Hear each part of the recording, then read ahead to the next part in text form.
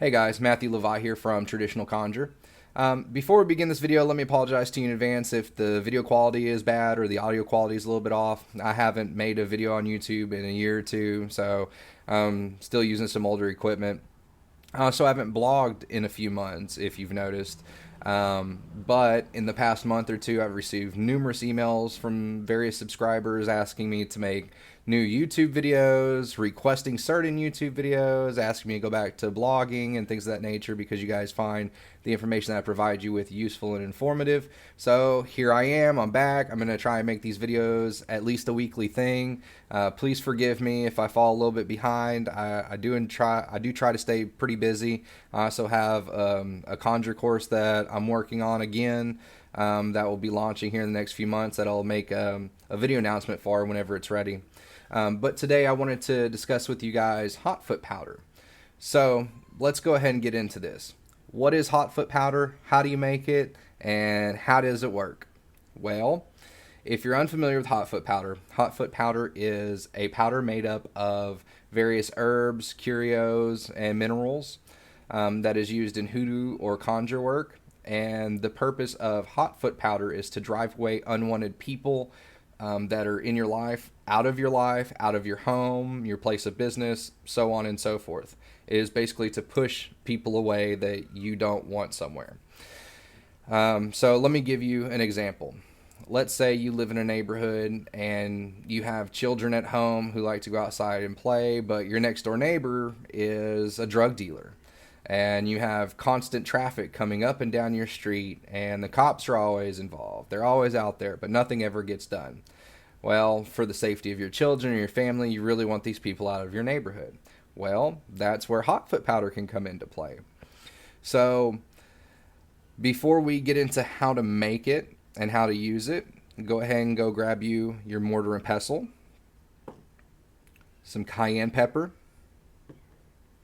some household table salt, and this is optional, but if you live in the South, you should have no problem coming across this, some mud dauber nest. And I'll explain all of these different ingredients that I use for my own personal Hotfoot powder. Some people use different things, black pepper, sulfur for match heads, things of that nature. I tend to stick with the salt, mud dauber nest, and some cayenne pepper. So now that you know how we're going to make it, or at least what we're going to put into it. First, start off with your cayenne pepper. You're going to take and you're going to add equal parts of these three ingredients together.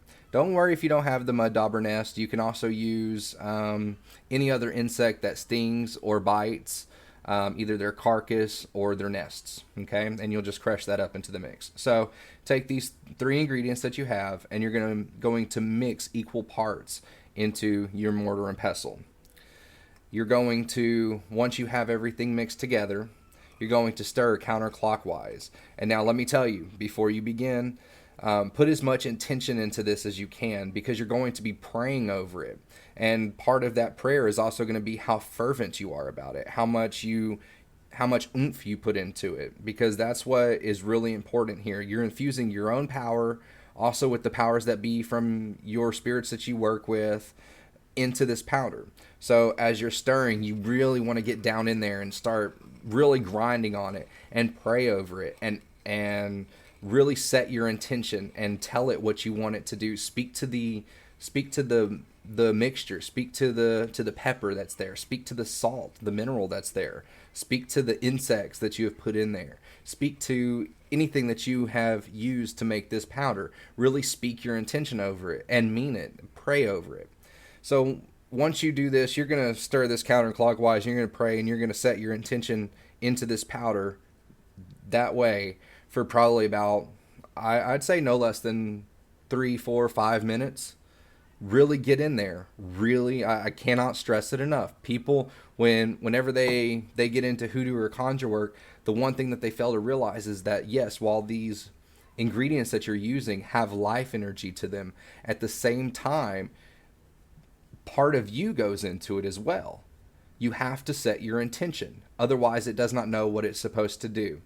And that's fine if you're just, making it for an example for a video or something like that. You don't actually intend to use it. But if you're intending to use this for a specific reason, then don't you think that you need to make that reason very clear to the spirits that be and to the ingredients that you're using, to these things that contain life energy and that are going to go to work for you? You can't go into a job and just automatically start working on your first day without knowing what to do. Your boss has to tell you, right?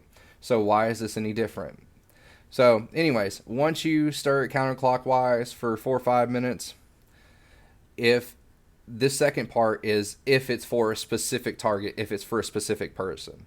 If it's not, you can skip this step. If it's just powder that you're making up that you're going to use later, then I'll go over how to deploy it in just a few moments. But if it is for a specific person, once you get done stirring counterclockwise and you're still nice and worked up, then you're going to stir it counterclockwise and you're going to speak the person's name. You're going to ask your spirits and these minerals, these salts, these herbs, whatever it is that you've added to your Hotfoot powder, you're going to really tell it, look, this is the person that I need out of my life. This is the person that I need out of my neighborhood. And this is the reason why. And you're going to continue doing that for about the same amount of time, maybe a little bit more than you did with the original stirring clockwise. So before I go into how to deploy it, let's go over the ingredients that I've given you to use and why they work. So in Conjure or Hoodoo, we have a theory, I guess you could call it, known as the doctrine of signatures. And the doctrine of signatures basically states that anything that has a mundane use also can determine how it is used on a spiritual level as well. So what this means is, depending on how something looks, tastes, feels, smells, determines what it can do in the spiritual realm as well. I hope that makes sense. So for instance, if a bee can sting you, then that stinger or that bee may be useful in something that is meant to hurt someone or to curse someone.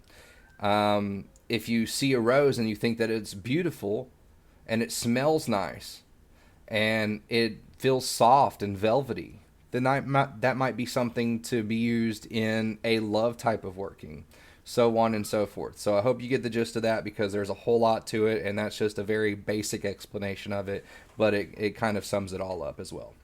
So the reasoning behind the ingredients that I've given you. Cayenne pepper. Cayenne pepper is extremely hot. I don't know too many people who can just dump cayenne pepper into their mouth and hold it there for very long. So when you add cayenne pepper, what you're doing is you're adding a very hot element to your work. You're making it so that it burns that person, so that they can't stand to be in that one spot for very long because it burns, because it hurts. The household table salt. Table salt is a very good preservative. So it's used in various occult traditions and things of that nature. Salt is something that we call hygroscopic. So it absorbs both liquid water and water vapor in the air.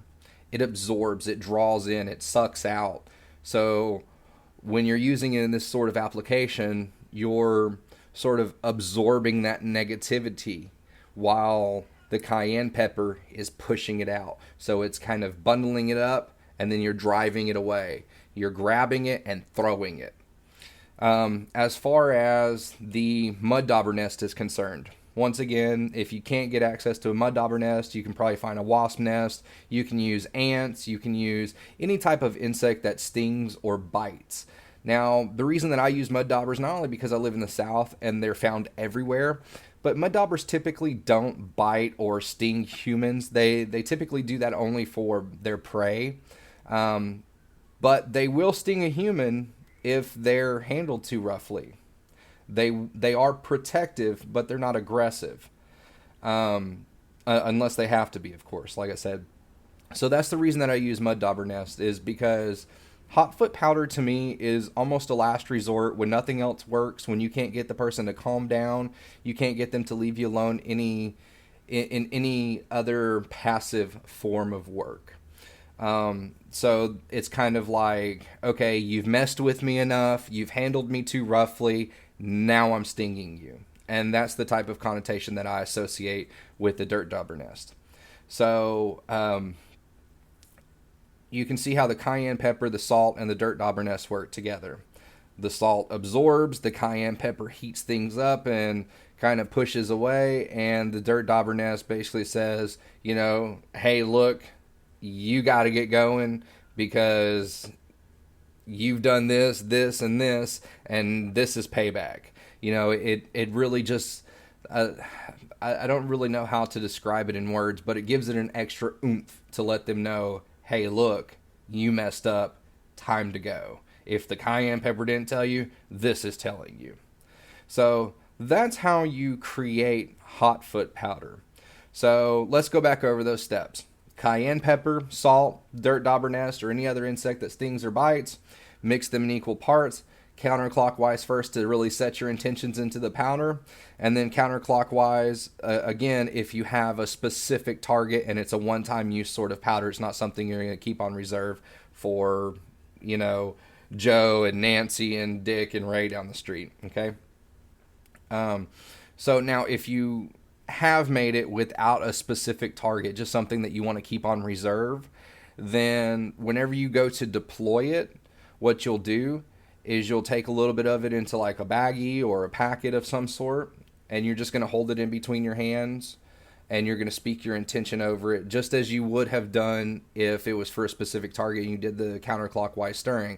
You're going to work yourself up, whether that be chanting, drumming, dancing, whatever the case may be. You're going to become fervent about it. You're going to really invest your emotion into, hey, look, this powder is for this person specifically and no one else. So how do you deploy it? Well, in traditional fashion, what you would do is you would sprinkle it in the pathway of your chosen target or enemy. Some people like to put it under the doorstep of the person's house. Some people like to put it directly where the person is going to step on it.